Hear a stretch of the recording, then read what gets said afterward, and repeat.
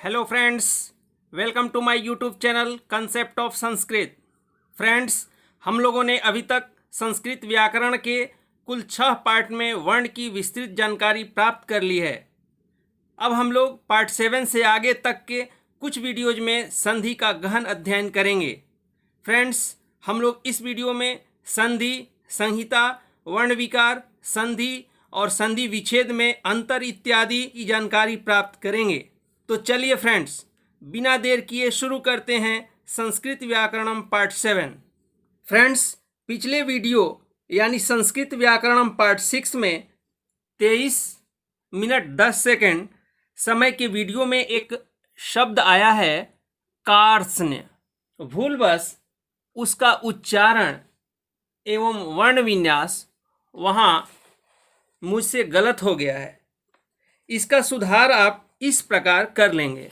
उच्चारण कार्त्स्न्य और इसका वर्ण विच्छेद क हलंत प्लस आ बराबर हो जाएगा का। उसके बाद र का उच्चारण होता है कार्त्स्न्य। र आ रहा है तो र हलंत कर देंगे क्योंकि ये रेफ है तो आधा है, प्लस तो आधा है तो त हलंत लिख देंगे। उसके बाद स आधा है इसलिए दांत स हलंत हो जाएगा। उसके बाद न आधा है इसलिए न हलंत हो जाएगा। उसके बाद य पूरा है तो य इसमें अ आ रहा है तो य हलंत अ कर देंगे। फ्रेंड्स, इस वीडियो में हम लोग पढ़ेंगे संधि। संधि शब्द की व्युत्पत्ति। संधि शब्द सम उपसर्ग धा धातु और की प्रत्यय के मेल से बना है। सम उपसर्ग धा धातु और की प्रत्यय, और यह पुल्लिंग शब्द है और इसका अर्थ होता है मेल। तो संधि का मतलब होता है मेल या जोड़। अब संधि की परिभाषा पर अगर विचार करें तो इसके विषय में कहा गया है कि वर्णानाम परस्परम विकृतिमत संधानम संधि। अर्थात वर्णानाम वर्णों के परस्परम माने आपस में, विकृतिमत माने विकार के साथ, संधानम मतलब मेल को संधि संधि कहते हैं। अब विकृतिमत क्या है, विकार क्या है? इसका मतलब होता है जैसे अगर हम अ लिखते हैं और उसमें अ लगाते हैं तो ये दो वर्णों का जो मेल हुआ उसमें एक विकार उत्पन्न हो गया, यानी तीसरा वर्ण बन गया, तो यह विकार होता है। विकार का मतलब होता है रूप में परिवर्तन। संधानम शब्द की व्युत्पत्ति है सम उपसर्ग धा धातु और ल्यूट प्रत्यय। इसका अर्थ भी होता है मेल। तो वर्णों के आपस में विकार युक्त संधानम मतलब मेल को संधि कहते हैं। विकार शब्द की व्युत्पत्ति है वि उपसर्ग क्री धातु और घञ् प्रत्यय। यह पुल्लिंग शब्द है और इसका अर्थ होता है प्रकृति का परिवर्तन या रूप का परिवर्तन, जैसे यह हुआ। फ्रेंड्स, अब संहिता शब्द देखते हैं। संहिता संहिता संधि के लिए अत्यावश्यक है। अत्यावश्यक यूं कहिए कि नितांत आवश्यक है। संहिता शब्द की व्युत्पत्ति इस प्रकार है, सम उपसर्ग धा धातु और वत प्रत्यय लग करके, जिसमें धा जो है उसका ही आदेश होकर के संहित शब्द बनता है और फिर उसमें टाप प्रत्यय लग करके संहिता बन जाता है। स्त्रीलिंग शब्द है। इसका अर्थ होता है वर्णों का मेल। जैसे इसको इस प्रकार से समझ सकते हैं, जैसे अ है और अगर हम यहाँ दूर पर रख देते हैं अ, तो क्या इन दोनों में संधि होगी? नहीं होगी। इसीलिए इन दोनों का इस तरह से पास आना ही संहिता है। विद्वानों के अनुसार संहिता की परिभाषा इस प्रकार है, वर्णानाम परस्परम संधानम संहिता। वर्णों का आपस में जो मेल होता है वह संहिता है। कुछ लोग इसकी परिभाषा इस प्रकार से भी देते हैं, वर्णानाम एक प्राण योगः संहिता। अर्थात वर्णानाम वर्णों का एक प्राण योग, एक प्राण की तरह जुड़ जाना संहिता कहलाती है। या फिर पाणिनि मुनि ने लिखा है परः सन्निकर्षः संहिता। परः का मतलब होता है अतिशयतः, मतलब अत्यधिक, अत्यंत, और सन्निकर्षः का मतलब होता है सामीप्यम, नजदीकी या निकटता, संहिता कहलाता है। सन्निकर्षः की परिभाषा इस प्रकार से दिया गया है। सन्निकर्ष क्या है? अर्धमात्राधिक काल व्यवधानाभावः, काल की जो आधी मात्रा होती है उससे अधिक समय का व्यवधान न हो, यानी उसका अभाव हो, वह सन्निकर्ष कहलाता है। अर्थात अ प्लस अ जब हम लिखते हैं तो इसका मतलब है कि यहाँ पर बहुत कम समय का व्यवधान है, यानी ये दोनों वर्ण बहुत नज़दीक हैं, अत्यंत नज़दीक। इसी को हम संहिता कहते हैं और ये दोनों वर्ण मिल करके आ बन जाते हैं। तो संधि के लिए संहिता बहुत जरूरी है, बिना संहिता के संधि हो ही नहीं सकती। अब देखते हैं कि संहिता की आवश्यकता या उसका प्रयोग कहाँ कहाँ होता है। संहिता इस बात पर निर्भर करती है कि उसका प्रयोग कहाँ किया जा रहा है। इसका प्रयोग कहीं नितांत आवश्यक है तो कहीं नहीं भी। इस विषय में कहा गया है कि संहितैक पदे नित्या, नित्या धातु पसर्गयो, नित्या समासे वाक्ये तु सा विवक्षाम अपेक्षते। अर्थात संहिता एक पदे नित्या, संहिता प्लस एक पदे वृद्धि संधि होकर के बन गया संहितैक पदे। संहिता जो है वह एक पद में नित्य है, माने नितांत आवश्यक है, होना ही है एक पद में। फिर नित्या धातु पसर्गयो, वह जो संहिता है वह धातु और उपसर्ग के बीच में नित्य है। और नित्या समासे, समास जब हम करने लगते हैं तो वहाँ भी संहिता आवश्यक है, नित्य होगी। और नेक्स्ट कहा गया है कि सा मतलब वह जो संहिता है वह वाक्य, मतलब वाक्य में विवक्षाम माने कहने की इच्छा पर, अपेक्षते माने अपेक्षा की जाती है। कहने वाला कैसा चाह रहा है, लेखक या वक्ता संधि करना चाहता है या नहीं, यह इस बात पर निर्भर है, वहाँ वह नित्य नहीं है। उदाहरण देख सकते हैं एक पद में।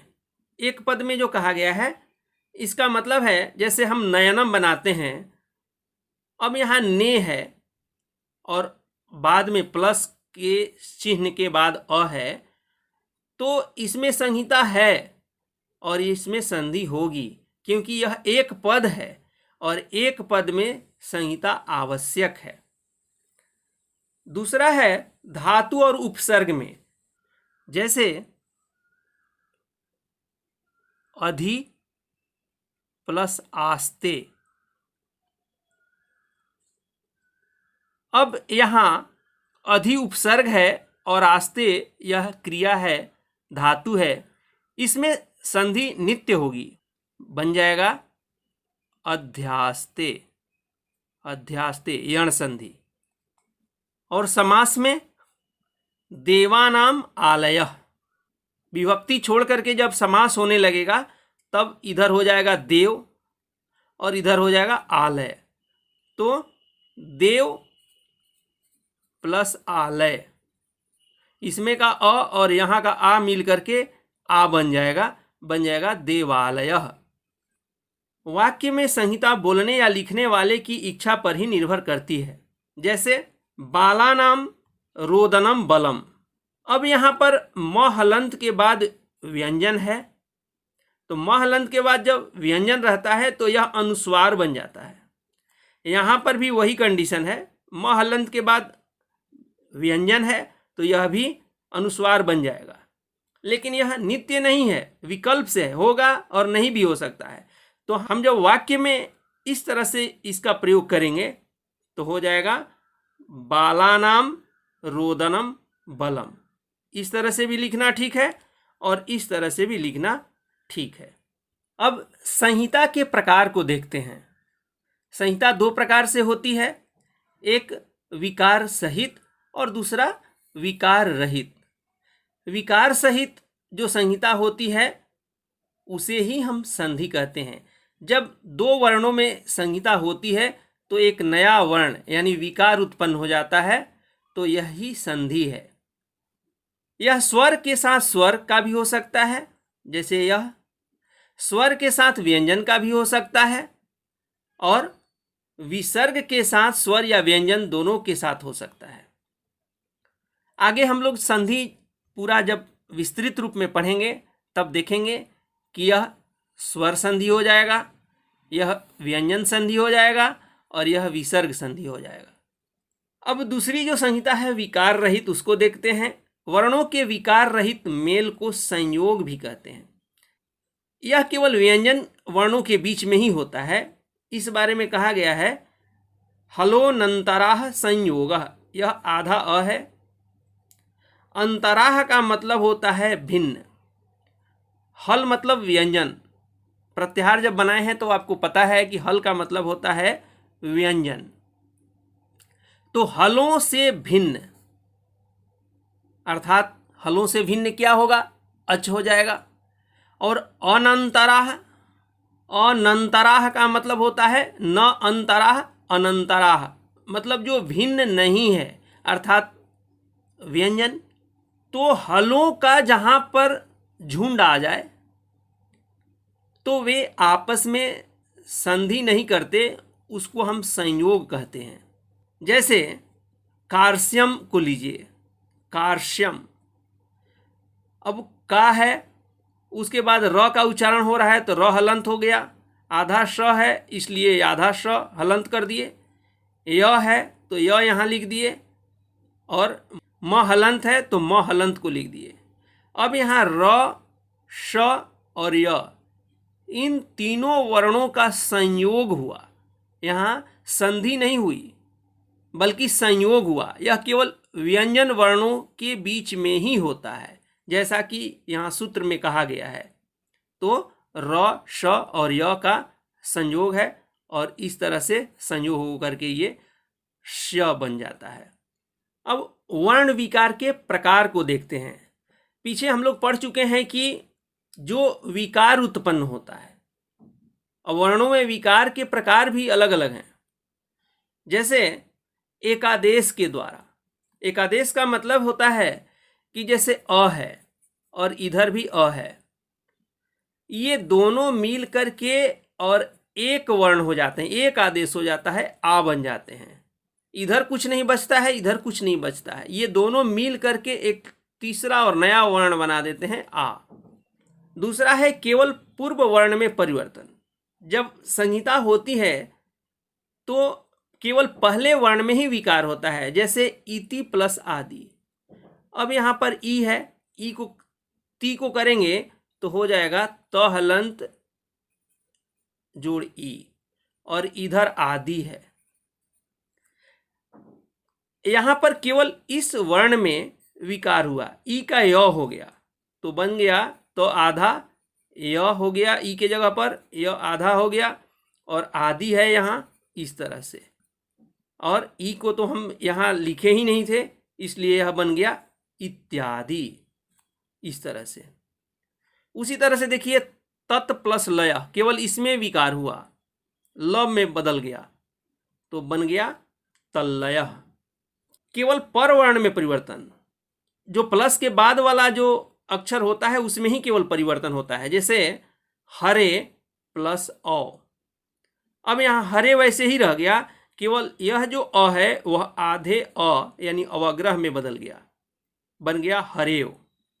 कभी कभी दोनों वर्ण, जो प्लस के इधर वाले और प्लस के उधर वाले दोनों वर्णों में परिवर्तन होता है। जैसे तत् प्लस शिव, अब यहाँ त का पहले च हुआ तो बन गया तच शिवः, और उसके बाद च के कारण यहाँ श जो है वह छ में बदल गया, तच छिवः बन गया, और इसको इस तरह से लिख दिए व्याकरण के नियमानुसार तो बन गया तच्छिवः।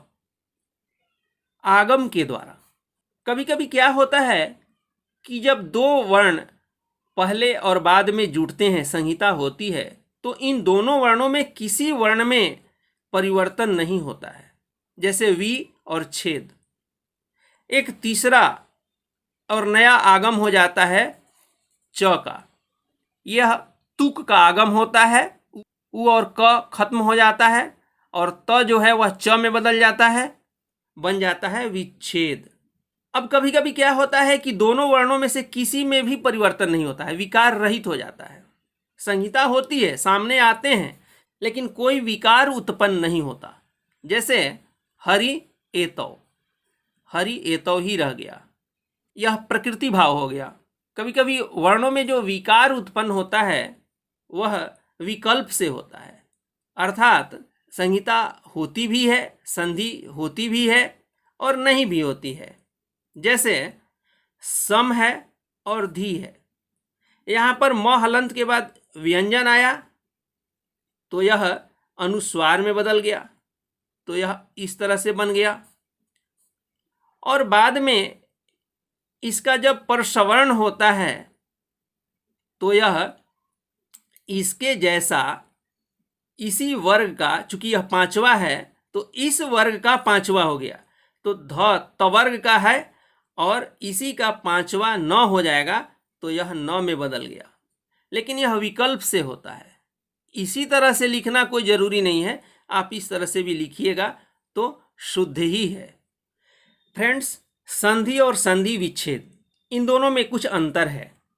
पहला संधि और दूसरा संधि विच्छेद। संधि में दोनों वर्ण आपस में जुड़ते हैं, जैसे अ प्लस उ बराबर ओ हो गया। जैसे ओ है और उसके बाद अ आया है, इसलिए ओ का औ हो गया और यह अ आकर के वो हलंत में मिल गया तो औ बन गया। संधि विच्छेद में वर्ण अलग अलग होते हैं। विच्छेद की व्युत्पत्ति है वि उपसर्ग छिद धातु और घञ्य प्रत्यय, पुल्लिंग शब्द है और इसका अर्थ ही होता है विभक्त करना या तोड़ना। और यह चूंकि संधि से संबंधित है, इसलिए यहां पर हम संधि विच्छेद कहेंगे, नहीं तो संबंध विच्छेद भी होता है, लेकिन यहां संधि से संबंधित है इसलिए हम संधि विच्छेद कहेंगे। अब जैसे हम य वर्ण को लेते हैं, अब य वर्ण को जब तोड़ेंगे तो शुरू में प्लस के पहले या तो ह्रस्व इकार होगा या दीर्घ इकार होगा और उसके बाद अ आएगा। आओ को लेंगे तो आओ को जब तोड़ेंगे तो प्लस के पहले अ करना होगा और बाद में अ करना होगा, अयादि संधि होगा। ये अभी नया लग रहा है, लेकिन जब हम लोग संधि पढ़ेंगे तब इसका पूरा कॉन्सेप्ट क्लियर हो जाएगा। अब जैसे एक शब्द लेते हैं स्वागतम, यह संधि है और इसका संधि विच्छेद करेंगे, अलग अलग करेंगे तो यह हो जाएगा सु प्लस आगतम। तो इस तरह से यह संधि और संधि विच्छेद हुआ। फ्रेंड्स, तो आज के लिए इतना ही। जल्द मिलते हैं एक नए वीडियो में। वीडियो अच्छा लगे तो इसे लाइक करना, शेयर करना और हमारे चैनल को सब्सक्राइब करना नहीं भूलिएगा। धन्यवाद।